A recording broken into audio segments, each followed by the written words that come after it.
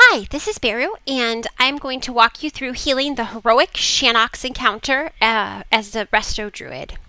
To start off with this fight, I should mention that there's actually not a whole lot of raid healing to be done on the heroic version of this fight. There's a little bit, but mostly the largest part of the damage is done on both the Shannox tank and the Riplim tank. As a raid healer for this fight, which is sort of my overall responsibility, I try to help out with the tanks as much as possible, and I try to focus on the rage face targets. You're going to see that I trank right here after the first spear throw. There's really no ideal perfect time in this fight to utilize Tranquility and Tree of Life. There are just better times than other times. So I Tranquility when the most significant amount of raid damage comes out, and then just try to use Tree of Life when it seems like it would be better rather than worse. One thing that I struggle a little bit with on this fight is Life Bloom uptime, and that's partly because I'm frequently out of range of both the Shannox and the Riplim tank. So you're going to see here that I'll randomly throw out Life Blooms on a couple members of the raid, and that's because those are the two parties that are responsible for breaking Rage Face's face rage, and so they'll frequently have threat on Rage Face, and so Life Bloom is not a bad target to help keep them stabilized. You're going to see that we lose a couple people throughout the duration of the encounter. It's not necessarily healing related as much as it is that we struggle a little bit with dropping Rage Face's stacks, and so he ends up hitting exceptionally hard when he comes out of the trap if his stacks get stacked up too high, and it becomes very challenging to try to heal the targets that he selects appropriately. You're going to see that occasionally we have people get hit by those immolation traps. That's generally on purpose. We sort of dispose of the immolation traps in three ways. We'll have a shadow priest that disperses and runs over them on purpose, which you saw just a second ago. We have rogues that will disarm them, especially the ones around the melee, so that the melee aren't constantly hitting them. And then also we try to run Riplim through them as we can, so that they aren't crowding the floor. And the reason you need them not to crowd the floor largely is because it causes Rage Face to get trap weary, and we are unable to keep Rage Face in the frozen traps when we need to, because he's trap weary from the immolation traps. So back to the healing part of the fight. I try to help out on both tanks as much as I can throughout the encounter, but like I said before, they're frequently out of range for me.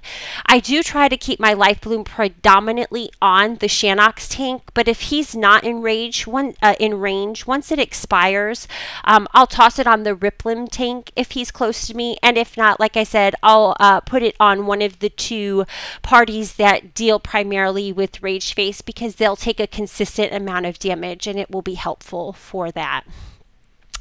Outside of that, it's just a matter of spot healing the people that get face rage, and then also, just healing any incidental damage that comes.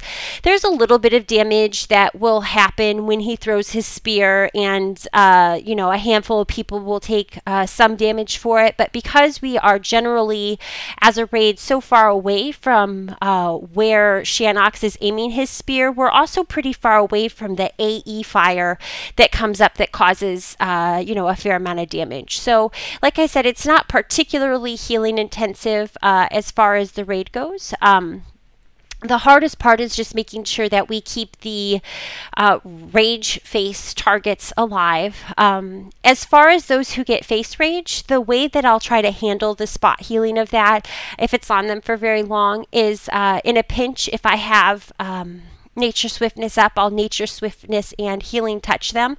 Alternatively, I'll use pretty heavy regrowth as well as Swift Mend as needed to just make sure that I have enough burst healing on that party to keep them alive. I heal that particular job with a Disc Priest, so he does a pretty good job at helping mitigate some of the early damage so that they're rarely not at risk of dying, provided that Rageface drops his stacks in the encounter. So basically throughout the fight, I do try to time some of my trinkets and cooldowns to mesh up when he's going to throw his spear, but it's not as important as it is in some of the other encounters. To have sort of the quick burst healing that provides. The key parts of the fight are just to keep both tanks alive and to keep the raid topped off and to make sure that the face rage targets don't, have their face eaten off before the DPS assigned to that is able to take care of it. You're going to see right here that our Ripplim tank dies. I'm not entirely sure what happened, but as a result of that, Ripplim is going to sort of go around and start munching the people on his threat table. We have an arcane mage and a hunter that are responsible for keeping him slowed, so they'll sort of be the first two people that he goes and munches, and then he's going to just start picking off people in the raid, including myself. Really, for this fight, the most important things is avoiding the traps, making sure that you don't get yourself frozen, making sure you don't cause extra damage by running over the immolation traps. I hope you found this guide helpful, and please let me know if you have any questions. I thank you for watching.